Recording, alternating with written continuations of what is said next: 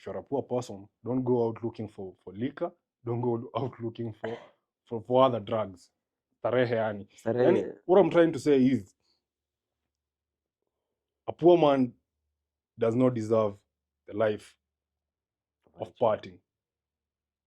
Wewe na kupati hamuendanishi.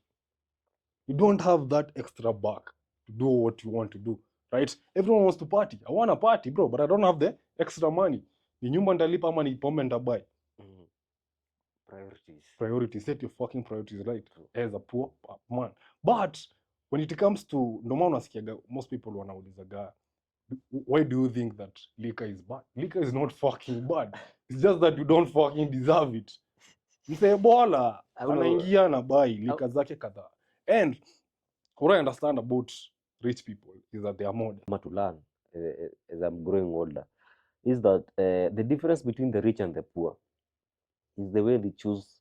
It's how they choose to spend their resources. Yeah.